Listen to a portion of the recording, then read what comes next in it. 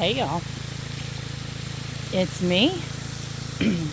Hadn't talked to you in a while. Actually, it's been, I think, since Sunday, and today's Thursday, except for maybe a short here and there.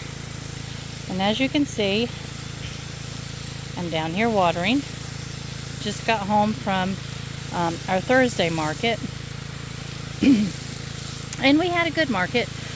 Better than it has been. For one thing, it wasn't nearly as hot. I think it was probably 10 degrees cooler than it was last week. Last week was miserable. When I pulled out of my driveway last Thursday night, or last Thursday afternoon, it was 96 degrees. And for here in the mountains, that's a scorcher. So anyway, I know there's those of you, I'm tired so I'm stumbling on my words, that are in a more dire heated situation than we are. And I hate that for you. I really do. Y'all just need to pack up and move to the mountains, and we'll just struggle in this heat. But anyway, I wanted to talk to y'all about what's going on with the sunflowers. We finally figured it out. I had reached the point where I thought, no, we got a really bad batch of seed. I don't think that was it at all. So, let me finish watering. I'm almost done with these. And then I will show you what we uncovered. We had decided that we were just going to go back to, okay, those aren't ready down there, so I'm good. I'm just soaking them. I am just soaking these seed. But we had started about 4 of the 128 plug trays, but we had used what's called peat moss, because I was out of the soil, the potting soil that I usually use for starting sunflowers and things. Of course, you know, most of our plants we start in soil blocks, and there's a specific formula for those, a specific recipe, I guess I should say. But starting the sunflowers, anything that I start in the cell trays, I just use something like Bacto, which is like a compressed soil product, and it works fine. You know, we've never had any problem starting something in those. Let me turn this noisy little machine off.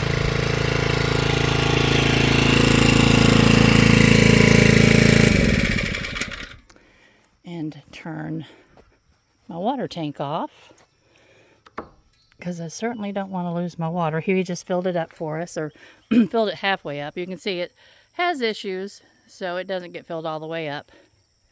We're going to have to replace that probably within by the end of the summer anyway. So let me take you over here and show you what we found out. Well, what happened today, this morning, I've been really diligent about keeping everything well watered, morning and evening. And the seed trays I've been keeping well watered, morning and evening. And that's, you know, just as I've always done with anything that I'm growing in a seed tray. But let me show you what's going on here. I stuck my finger in a seed tray just to see what was going on under the ground. And this is what I found. Well, that doesn't look like it's even, I don't know what that is. I don't think that was done with the peat moss. I don't know what's going on with those. Maybe I have bad seed after all. We'll find out in a few days. But the seed trays, when I stuck my finger down in and just flipped a little bit over the top of the peat moss, it just came up bone dry about 1/8 of an inch underneath of that peat moss. So what we have discovered is that peat moss is, what do they call it, hydroponic? It's hydrophobic.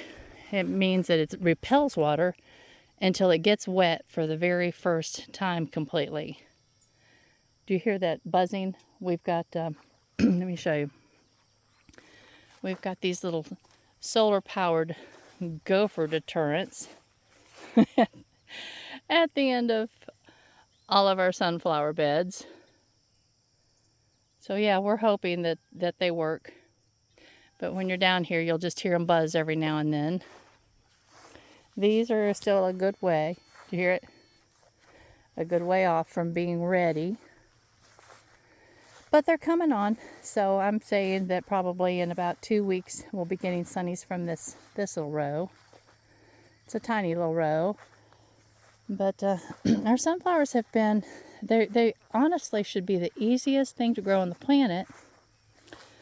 But they've given us a fit this year, partly from the groundhogs and partly from using the peat moss. So when I flicked that top little bit of soil off of the suns that I had planted in the 128 cells, and I realized that the seed that was in them had never gotten wet, period. I'd wet them and wet them and wet them, but the water was just running off and not soaking in. I came down here and I poked around in that little flower bed, or the little sunflower bed, found the same thing. You remove that top little 1/8 layer, and it was dry as a bone underneath of there. So those seed have never ever been wet. So I used the Miracle-Gro, a bag of Miracle-Gro that I had in the basement from a couple of years ago. And you can see those 4 little beds right there, or 4 little rows right there. They don't have seed in them yet, but I put the Miracle-Gro in. We've been dropping the seed on the top, putting a little Miracle-Gro over top. Now typically if I use back toe, I'll also follow that up with just a little bit of the dry organic fertilizer, just a little bit, and then water them in good. But since it was Miracle-Gro, I just went ahead and said, that's got enough fertilizer in it, so I just used that. And that's kind of pricey, I guess. But I told Chelsea, I said, well, let's just give these a try. This will be our trial bed with the Miracle-Gro. And if they just take off like gangbusters, you know what? A $20 bag will do that whole row right there the way that we're doing it. And it will cost us 6 sunflowers. So, because we sell our sunflowers for $2.50 a piece. So I'm thinking, or 8 sunflowers, I guess. Yeah, 8 sunflowers. I don't like doing math in public. So anyway, that sounds like a really good trade-off to me. And I'm just ready for something to work. I don't know if we'd have gotten as bad of a start right from the very beginning, which we didn't. Obviously, you see all these sunflower rows that have been cut down to the ground practically. I might have been to the point of giving up at this point, but I know it's not the sunflowers' problem. It's something we were doing wrong. And I found out that you don't use peat moss alone to grow anything in. Lesson learned.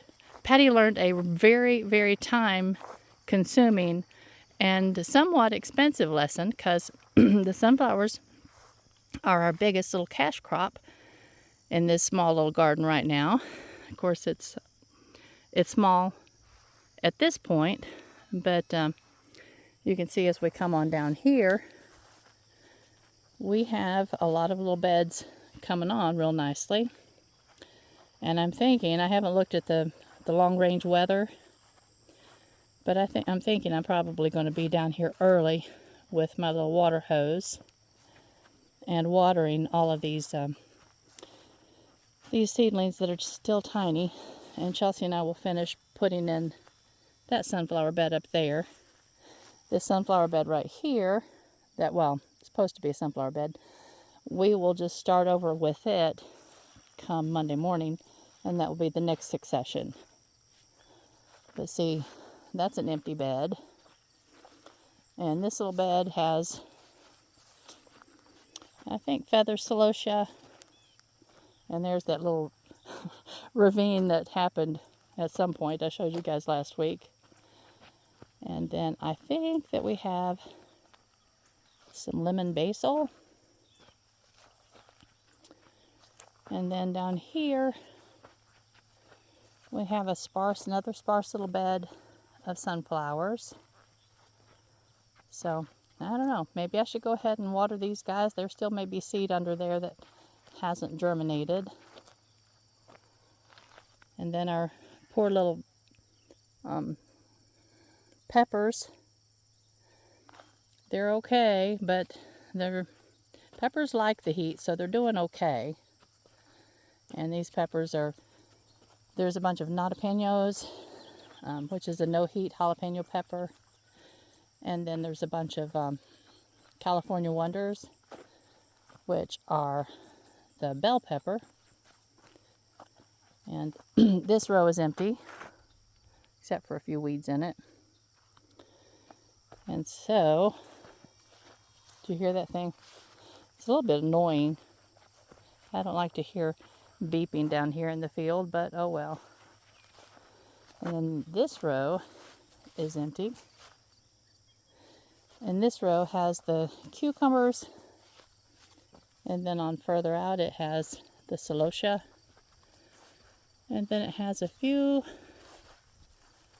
little teeny tiny baby's breath that, had we set them out at the right time, I'm certain they would have been wonderful and tall. You can see them, they're pretty little things. They're just not going to produce anything for us this year. But we've learned a lesson here too. We'll do better next year. And here's a succession of sunflowers that are doing okay, except for this section right in the middle. Remember where we just used the red clay mud and they just didn't poke through so well. And then down here is another little row of peppers all the way out of sight. And they're doing okay, guys. I mean, they look really, really pitiful from way up here, but let me get you down closer. And you can see they're tiny, but they really are doing okay. Peppers typically really love the hot weather. We got to come down here with hoe. It looks to me like we need to do some hoeing. And then here we have a watermelon. And down here we have pumpkins. And the pumpkins are doing pretty good. Yep.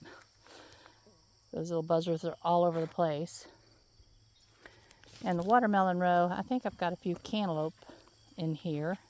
But you can see we've got some interlopers that need to be removed. But the little pumpkins are doing nicely. And there's some pumpkins down there. Chelsea had to fight a war with these guys. They had some kind of a beetle that was laying eggs on them. What was it? Like a squash beetle or something of that nature.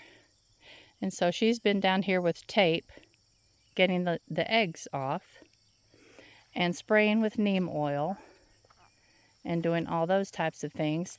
And she won with most of them. You can see some of them are kind of struggling a little bit. But then there's some of them that are luxurious and doing really, really well. And next year, I've already decided that the pumpkins are going to go over top of cattle panel trellises. So we're going to have to invest in some cattle panel, and it's a one-time investment. When you have a cattle panel, will last forever and ever and ever, I think.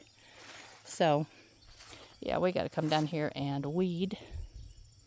But the nice thing about it is that they're up off the ground, and everything that I've been reading and watching says that the cantaloupe and even the heavy fruit like that, you can use some type of a little sling made out of some thin cloth, and you can build like a little hammock underneath of them and tie them up to the, do you hear me echoing? That's distracting. But tie them up to the cattle panel itself. But apparently that's not really even necessary. Some of the people that I've been reading from, their experience is that when they're hanging, they actually develop a thicker stem, so they'll just support themselves. So I thought that was interesting. But there's always something new to try, so we're going to give that a try next year, especially if the little pumpkins end up being a thing, because I don't want to have to figure out how to run those puppies on the ground and keep them clean, keep them turned up. And that's another thing with, you don't have to worry about them being misshapen. If they're hanging, they'll, take on the shape they're supposed to, instead of being lopsided if you forget to turn them up on their bottom. But yeah, we have lots and lots of plants that have got to come down in all these empty rows. And actually, I think we've only got those things. No, this is an empty row too. So we have 3 empty rows, and we have at least that many trays that have to get down here and planted this week, within the next couple of days. So yeah, it is a busy season, and I know that I have wanted to post more often, y'all. I am sorry that it's been so sporadic lately, but we're trying to get into a routine, and we think we've kind of managed to come up with an idea that's going to be beneficial for us. Look at the little Gomphrena. I wish they'd hurry up and grow tall enough to use in a bouquet. Right now we're just using them in the teeny tiny little jars because they're so short. And look at that field of zinnias. Those are just some gorgeous colors. If you like bright colors, y'all, these zinnias are your thing. They're called Benary or Benary. I'm not sure which name or which pronunciation works. But Benary or Benary's Giant. And you can get those from Johnny's Seed, but they kind of sell, they sell packets. Yeah, they do. So you can get them from Johnny's, or you can get them from Lisa Mason Ziegler's site, which is the Gardener's Workshop. And those are the 2 locations that I typically buy all of my seed from. And these little feathers, and 2 different colors of marigolds. There's one that's, I don't know, something's messed that one up big time. And over there's a whole lot more of the celosia feathers. And on the other side are these pretty little pale yellow marigolds. The problem with them is that they're hard to use in time, because even after you cut them, they tend to want to turn kind of brown. So I probably will not grow those again, even though I think they're really sweet. But one of the things that we are doing to try to make all of this less exhausting is we have decided to go ahead and back down to 3 hard cutting days each week. And oh, look down here. We have marigolds blooming. What's in there? Okay. Looks to me like I need to go get the vacuum. We have a whole family of Japanese beetles sleeping in the top of that one. These guys have just started blooming. And we have several trays over there, some more baby's breath. We have several trays of a color called Cocoa Gold. And I don't know what color that is. It's supposed to be kind of like an ochre, I think. But these azuratum finally got really big. They come up to really kind of almost my waist, y'all. I'm reaching almost straight out. and that's how tall they are. But they are absolutely a beautiful little pop of color in a bouquet. But next time, I'm not going to grow the white or these pale pink because I don't like them. They turn really easy. They turn brown. But these, and I wish that they would show up the true color. They're periwinkle. They're not this purple that's coming across on my camera. Now it may come across on the TV correctly, but the color is absolutely periwinkle. There's no purple in there. There's some of this dark purple, and I really don't think that I'll grow it again either, because it's not my favorite. I just think the periwinkle is what ageratum needs to be. And then of course the lemon basil. We've cut on this stuff so hard and it's still producing wonderfully. I love it. I love cutting it because the smell is so absolutely wonderful. It's just, talk about a way to start your day. If you don't grow anything in your garden other than lemon basil, grow lemon basil and go out and cut a sprig every morning. It will just brighten your life up. And look how tall these are. I mean, that is me reaching straight out. You can see my arm. That's straight out. They've gotten so tall. And these are the Queenie lime. There's a peach, and there's an orange, and then of course the Queenie green, or the lime green. But this whole little row right here is just called the Queenies, and they have kind of an antique look to them. And to begin with, when we first started cutting them, I wasn't really certain that I liked them, but they have been absolutely so popular. People love them, and they've grown on me as well. I think they're a beautiful zinnia, and I think I like them every bit as well, if not actually even a little bit better. There's a little bug on there. Than those gorgeous bright benaries or whatever. But you can see this one we've picked on so hard. They're just almost exhausted. So once we get these all finished up, we will be in the benaries for a good long while. And then I hope we have some more zinnias growing somewhere. We have trays and trays of zinnias ready to put in the garden, so they should hop up and be ready to start cutting before the benaries are exhausted.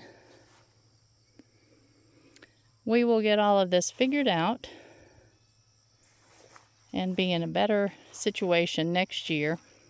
And these guys, y'all, I absolutely adore the little pale yellow celosia, but look, they do that extraordinarily easily. And the white, which you would expect would do that worse, do not. The white stay really pretty and true. The colors stay really pretty and true. So we'll not be growing any of the pale yellow again, even though I think they're so pretty. They just are a little temperamental. I do like the purple ones though. And that one's ready to cut when they're at that stage right there. Even a little bit tighter than that. When they first start lifting a little bitty petal, they're ready to cut. So anyway, yeah. It's a beautiful, beautiful evening. It was so very, very hot last week that the last day or two has been nice with just a little bit of a breeze. And I'm just enjoying being out here while it's not so miserably hot. But I hope your week has been wonderful. Our week has been very busy, but wonderful. So I just will stop this here and go inside and drink my Gatorade. I need to get up early in the morning. And Gatorade actually, Hugh and I, we get the sugar free, which I know all of those artificial sweeteners are not good for you. But he's diabetic, and I get leg cramps really, really easily. So we both need to hydrate with a little bit. Hugh's doctor actually told him to drink at least one Gatorade when he's been outside for a few hours. So to keep his blood sugars from going up, we do the artificial sweetener thing. And so I'm going to go drink my Gatorade. And I hope it won't be so many days again before I get to talk to y'all. Love you much. Have a good evening. Bye-bye.